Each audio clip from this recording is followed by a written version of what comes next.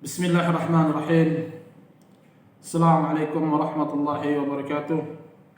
Anak-anak Pak Rahmat kelas 5A dan kelas 5B yang berbahagia.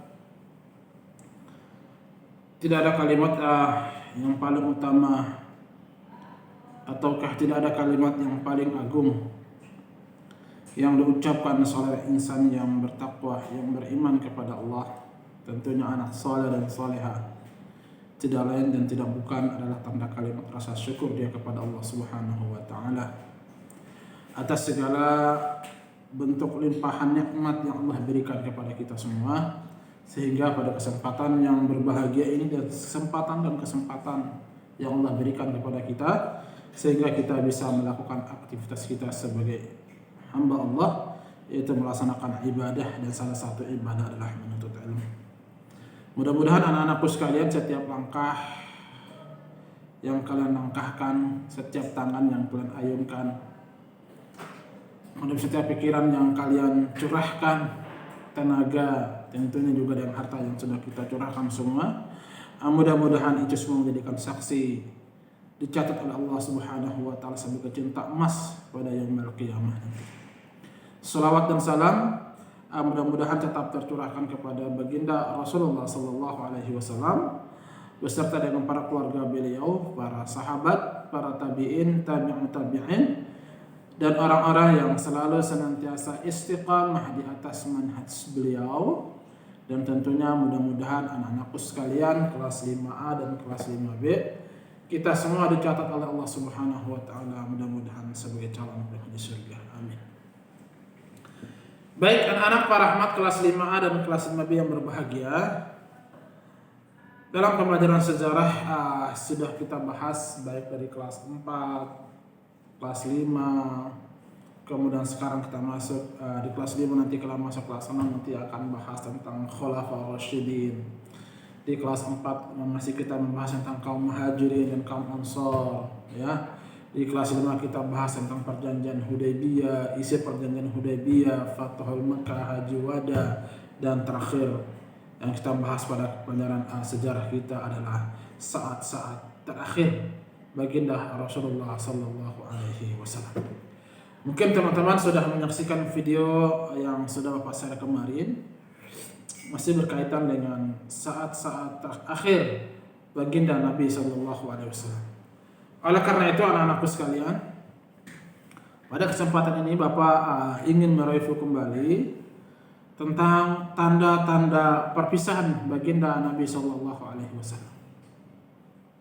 Ya, tanda ada berapa poin? Ada sekitar 5 poin. Ya, berkaitan dengan tanda-tanda akan berpisahnya baginda Rasulullah sallallahu alaihi wasallam dengan para sahabat beliau, tentunya dengan para istri-istri beliau, keluarga beliau, secara umum kepada umat Islam. Yang pertama adalah anak-anakku sekalian, pada bulan Ramadan tahun ke-10 Hijriah, baginda Nabi sallallahu alaihi wasallam beliau beriktikaf. Ya. Iktikaf itu artinya berdiam diri di masjid selama kurang lebih 20 hari. Padahal pada tahun-tahun sebelumnya baginda Nabi sallallahu alaihi wasallam memberitahukan kepada para sahabatnya, kepada pengikutnya, penganutnya, di akhir daripada 10 bulan Ramadan, syariat sunnah beliau yaitu beliau beriktikaf selama 10 hari penuh di masjid. Tetapi pada tahun ke-10 Hijriah tidak biasanya dilakukan oleh baginda Nabi sallallahu alaihi wasallam. Beliau beriktikaf selama 20 hari di masjid. Kemudian yang kedua, pada Haji Wada, baginda Rasulullah sallallahu alaihi wasallam mengucapkan suatu ucapan yang mengisyaratkan bahwa beliau akan wafat. Beliau akan sebentar lagi akan meninggalkan kaum muslimin secara umum. Kemudian yang ketiga, turunnya surah An-Nasr pada pertengahan di hari tasyrik. A'udzu billahi minasyaitonir rajim. Bismillahirrahmanirrahim. Idza jaa nasrullahi wal fath wa ra'aitan nasa yadkhuluna fi dinillahi afwaj fasabbih bihamdi rabbika wastaghfir innahu kana tawwaba. Jadi anak-anakku sekalian, turunnya surah An-Nasr pada pertengahan hari Tasyrik. Yang keempat, di awal bulan Syafar tahun ke-11 Hijriah, baginda Nabi sallallahu alaihi wasallam beliau menuju Uhud. Ya, tempat terjadi peperangan kedua yang dialami oleh baginda Nabi sallallahu alaihi wasallam setelah beliau melakukan peperangan Badar. Karena kenapa beliau bersana? Karena beliau memohon ampun. Beliau melaksanakan sholat di sana sebagai ungkapan perpisahan dengan para syuhada di perang Uhud. Dan yang kelima, pada suatu malam beliau keluar menuju kuburan Baqi. Jadi peristiwa tanda-tanda perpisahan baginda Nabi sallallahu alaihi wasallam yang terakhir adalah pada suatu malam baginda Nabi sallallahu alaihi wasallam keluar menuju pekuburan Baqi. Lalu beliau memohon ampun bagi mereka. Kemudian beliau mengucapkan, sesungguhnya kami akan menyusul kalian. Ya. Karena kenapa demikian anak-anakku sekalian? Karena setiap insan yang bernyawa, baik manusia, hewan dan tumbuh-tumbuhan, seluruh makhluk yang ada di atas permukaan bumi tidak ada yang abadi. Semuanya akan wafat. Sebagaimana Al-Qur'anul Karim difirmankan Allah Subhanahu wa taala, kullu nafsin dha'iqatul maut, setiap yang berjiwa pasti akan mengalami namanya kematian. Oleh karena itu anak-anakku sekalian,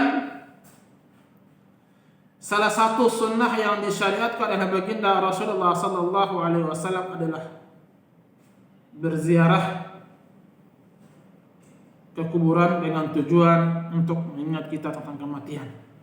Bahwasanya suatu saat nanti kita juga akan seperti mereka, saudara kita kaum muslimin yang dimakamkan di tempat perkuburan.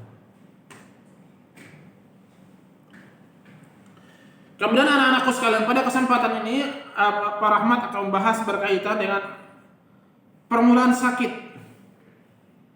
yang dialami oleh baginda Nabi sallallahu alaihi wasallam. Setelah Nabi sallallahu alaihi wasallam menyempurnakan haji, kemudian beliau kembali ke Madinah. Tidak lama beliau di Madinah, beliau memerintahkan kepada kaum muslimin untuk bersiap-siap berjihad di negeri Syam. Beliau mengangkat Usamah bin Zaid sebagai panglima perang. Pada waktu itu umurnya baru sekitar 20 tahun. Usamah bin Zaid. Pasukan belum berangkat, berita terdengar bahwasanya baginda Nabi sallallahu alaihi wasallam sakit. Kemudian pada tanggal 28 atau 29 Safar, yaitu bertepatan pada tahun 11 Hijriah, baginda Nabi sallallahu alaihi wasallam menghadiri penguburan jenazah salah seorang sahabat di Baqi. Ketika beliau kembali dari Baqi, dari tempat pekuburan, Nabi sallallahu alaihi wasallam merasa sakit, yaitu kepalanya pusing, badan mulai panas dan merabat ke sekujur tubuh beliau. Di hari-hari terakhir beliau tinggal di rumah Aisyah, tentunya kesepakatan dan beliau meminta izin kepada istri-istri beliau, yaitu Ummul Mukminin, Ummahatul Mukminin, yaitu istri-istri Nabi sallallahu alaihi wasallam. Kemudian anak-anakku sekalian, di akhir-akhir kehidupan Rasulullah sallallahu alaihi wasallam, Allah Subhanahu wa taala menurunkan ayat yang paling terakhir dalam Al-Quran, surah Al-Baqarah ayat 281. Allah Subhanahu wa taala berfirman, wattaqu yawman turja'una fihi ila Allah thumma tuwaffa kullu nafsin ma kasabat wa hum la yudlamun. Allah Subhanahu wa taala berfirman, dan peliharalah dirimu dari azab yang terjadi pada hari yang pada waktu itu kamu semua dikembalikan kepada Allah. Kemudian masing-masing diri diberi balasan yang sempurna terhadap apa yang telah mereka kerjakan, sedangkan mereka sedikit pun tidak dianiaya atau tidak dirugikan. Kemudian poin berikutnya adalah anak-anakku sekalian, Rasulullah SAW ketika sakit, Abu Bakar As-Siddiq sebagai besan Nabi SAW menjadi imam salat bagi kaum muslimin. Ketika Nabi SAW masih mampu mengimani kaum muslim dalam pelaksanaan salat berjamaah, namun ketika sakit Nabi SAW semakin parah, beliau tidak mampu lagi untuk mengimani pelaksanaan salat fardu bersama kaum muslimin. Kemudian Nabi SAW memerintahkan kepada sahabat tercinta beliau, yaitu Abu Bakar As-Siddiq, dan sekaligus sebagai besan Nabi SAW untuk menjadi imam salat bagi kaum muslimin dan menggantikan beliau menjadi imam. Nah, nanti inilah, dari pelajaran inilah nanti teman-teman ketika akan masuk di kelas 6 akan mempelajari kenapa ketika wafat Nabi SAW mengganti beliau sebagai khalifah, sebagai pemimpin bagi kaum muslimin adalah Abu Bakar As-Siddiq. Karena dalil inilah yang menunjukkan bahwasanya Rasulullah SAW menunjukkan Abu Bakar As-Siddiq sebagai pemimpin di saat kala beliau telah meninggal dunia. Kemudian anak-anakku sekalian, pesan-pesan Rasulullah SAW. Sebelum baginda Nabi SAW wafat, beliau berpesan dan berwasiat kepada kaumnya, kepada umatnya. Yang pertama adalah laknat Allah. Laknat Allah atas orang-orang Yahudi dan Nasara.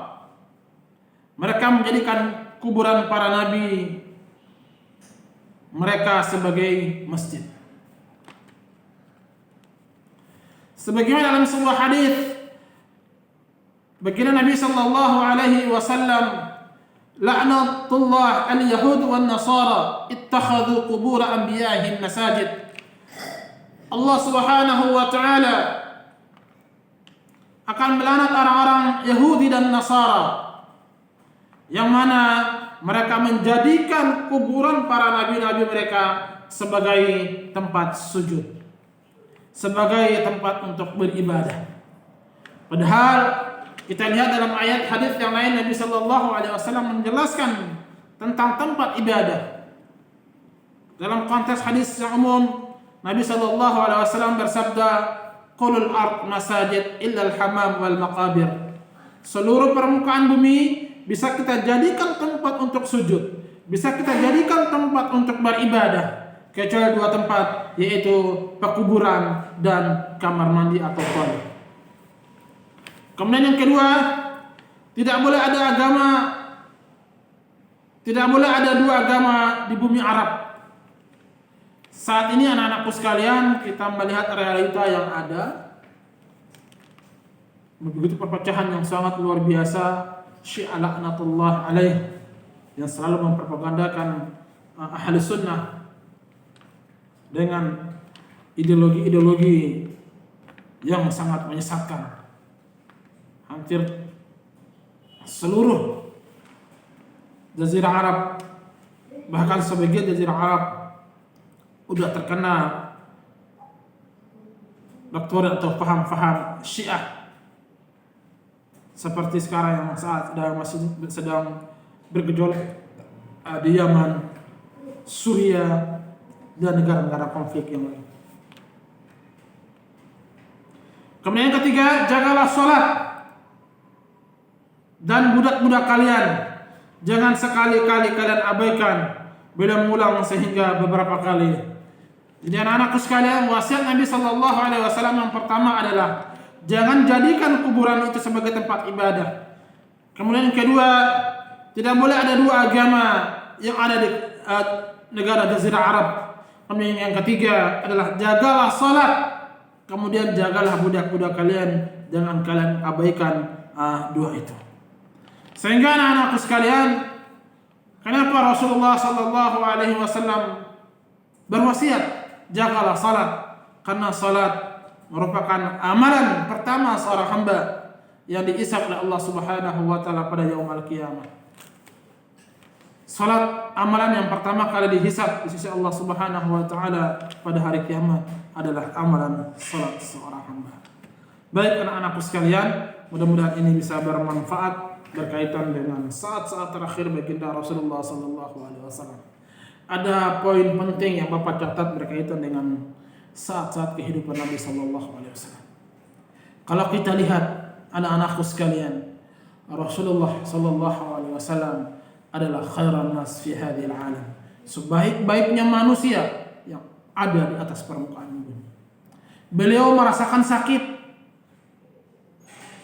Beliau merasakan pedih, kesusahan, menunjukkan bahwasanya anak-anakku sekalian, Nabi sallallahu alaihi wasallam juga manusia seperti kita. Yang membedakan beliau dengan kita adalah Nabi sallallahu alaihi wasallam diwahyukan oleh Allah Subhanahu wa taala.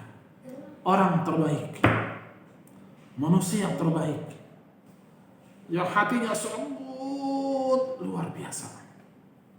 Beliau memaafkan orang-orang yang musuhi beliau, dan beliau tidak memiliki sifat dendam. Sepantasnya anak-anakku sekalian, kita yang beriman kepada Allah Subhanahu wa taala, sepantasnya kita mengikuti ajaran baginda Nabi sallallahu alaihi wasallam. Hati kita menjadi hati yang lembut, tekun beribadah, taat terhadap perintah Allah, perintah Rasul, tentunya juga perintah orang tua.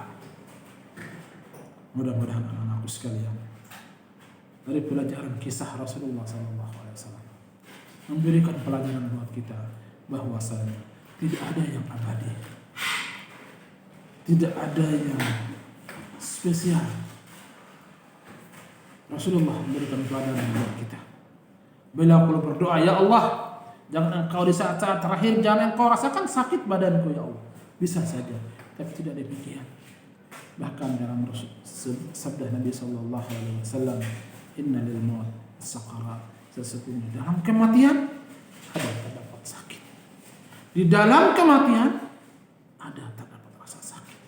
Beliau orang yang terbaik, Nabi yang sangat mulia, Rasulullah sallallahu alaihi wasallam.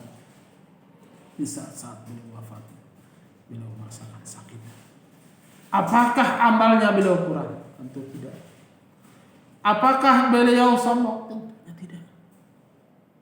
Orang yang sangat mulia saja Nabi sallallahu alaihi wasallam ketika wafat merasakan sakit. Lalu bagaimana dengan diri kita yang setiap hari adalah maksiat dan dosa yang kita lakukan? Perbanyaklah istighfar, minta ampunan kepada Allah Subhanahu wa taala. Mudah-mudahan kita semua diwafatkan oleh Allah Subhanahu wa taala dalam keadaan husnul khatimah. Baik anak-anakku sekalian, inilah poin penting yang aku sampaikan. Mudah-mudahan berbanyak kita bisa bermanfaat dan bisa merenungkan teman-teman di kelas 5 dan kelas 6 yang saat ini masih jauh dengan Allah. Segera kembalilah sama Allah. Dan saat ini sholatnya malas, ya Allah, rajin-rajin melaksanakan ibadah. Karena kematian tidak ada yang tahu kapan dan di mana dan hari apa. Semuanya rahasia Allah. Oleh karena itu persiapkanlah diri untuk menghadap Allah Subhanahu wa taala. Alhamdulillah bidu'ai kafaratul majlis. Wa sallallahu ala sayyidina Muhammadin wa ala alihi wa sahbihi wa sallam tasliman katsira. Subhanakallahumma wa bihamdika asyhadu an la ilaha illa anta astaghfiruka wa atubu ilaik. Assalamualaikum